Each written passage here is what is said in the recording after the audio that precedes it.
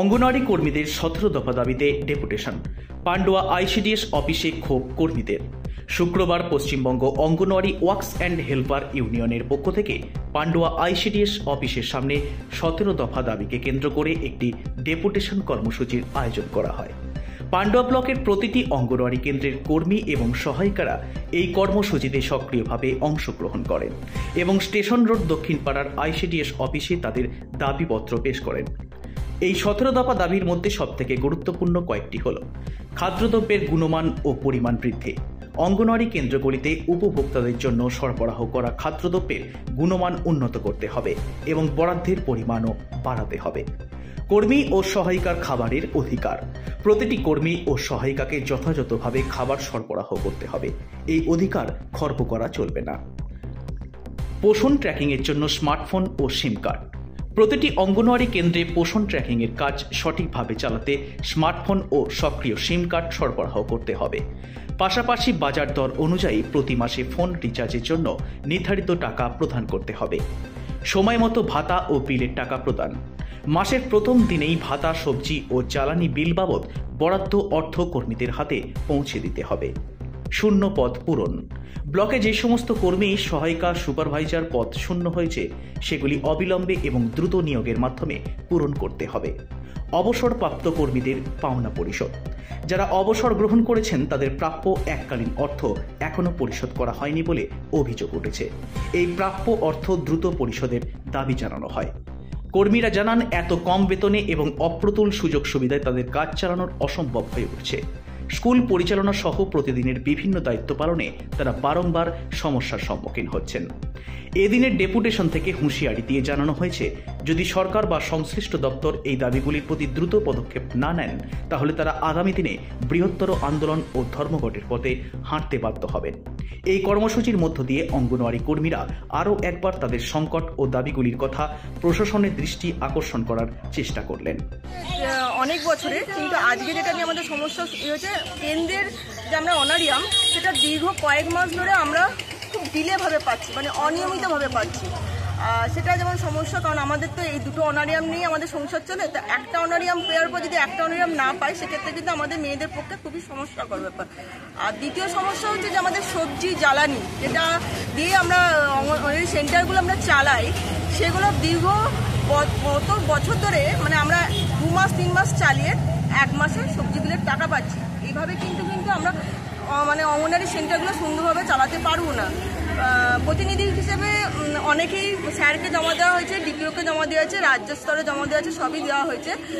তবুও আজকে এটা নিয়ে আমাদের ডেপুটেশনটা দেওয়া হয়েছিল, যাতে আমরা সঠিক সময় সঠিক ভাতা এবং সবজি বিল, জ্বালানি বিল যেন পেয়ে থাকি। এইভাবে চলতে থাকে তাহলে আমরা বৃহত্তর ধর্মঘট আন্দোলনে যেতে পারি। আমরা সবাই গিয়ে সেন্টার বন্ধ করতে পারি, বা সেন্টার চালিয়ে, যেমন যদি আমাদের পক্ষে সম্ভব নয়, সেন্টার হয়তো আমরা খোলা রাখবো, কিন্তু আমরা কোনো মানে আমরা যে পুষ্টিকর খাদ্য যেটা আমাদের অঙ্গনওয়াড়ি সেন্টার থেকে বরাদ্দ করা হয়, সেটা কিন্তু আমরা দিতে পারবো না। একদমই তাই, কারণ 11 পয়সা সবজি, 25 পয়সা সবজিতে কখনোই পুষ্টিকর খাবার হয় না। 23 পয়সা সবজিতে পুষ্টিকর খাবার হয় না। আর 19 টাকার জ্বালানিতে 100 জনের রান্না কখনোই সেদ্ধ হয় না।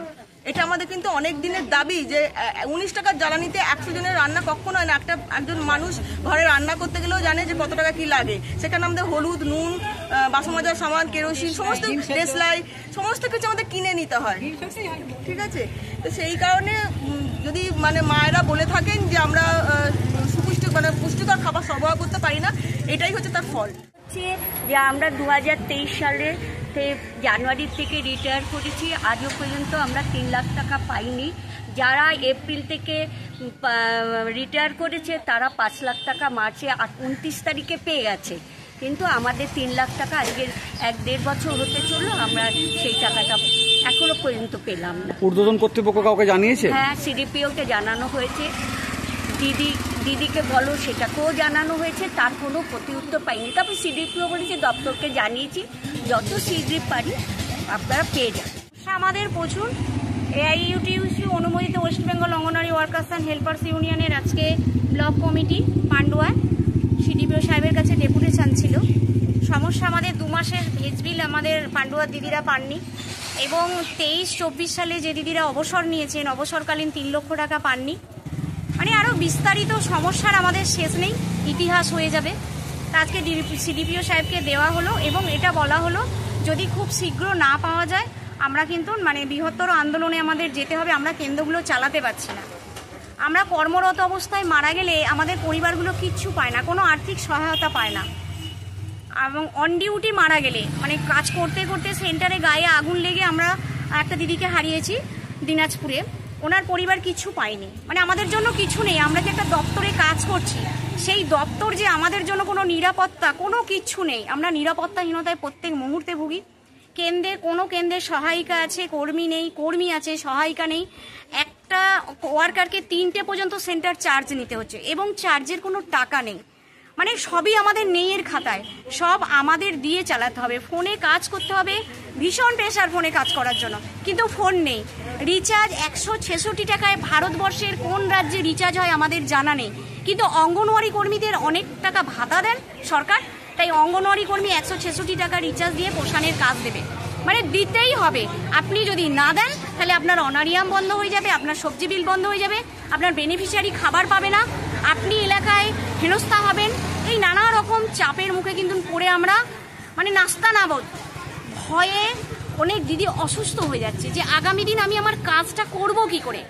না নিরাপত্তা আছে, না পর্যাপ্ত পরিমাণ প্রয়োজনীয় জিনিসপত্র আছে, না আমার শ্রমের দাম আছে। বহুবার করা হয়েছে, বহুবার রাস্তায় নামা হয়েছে। আগামী দিন আমরা ধর্মঘটের দিকে যাব, আমরা স্ট্রাইক করব, তাছাড়া আমাদের আর কোনো পদ নেই। মানে আমরা রাজ্য কেন্দ্র উভয়কেই বোঝাতে পারছি না যে কোন পরিস্থিতিতে আমরা কাজটা তুলে দিচ্ছি। আমরা মায়ের জাত, আমরা বাচ্চাদের অভুক্ত রাখতে পারি না।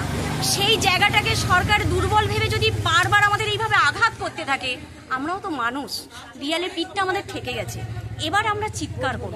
সরকার উদাসীন, দপ্তরের দিকে কোনো নজর নেই, উদাসীন। বারবার একই কথা বলার পরও ওনাদের কোনো মানে এটা আমাদের মনে হয়েছে যে এই মাতৃত্বের জায়গা দিয়ে যে আমরা চালিয়ে যাওয়ার বিষয়টাকে বয়ে আনছি, তো এই জায়গাটাই ওনারা হয়তো উদাসভাবে আছে যে ওনারা তো চালিয়ে দিচ্ছেন। মানে কতদিন আর শূন্য চালানো যায়, সেই জায়গাটা হয়তো এবার চলে এসেছে। Suman Chakraborty report, Hooghly Times.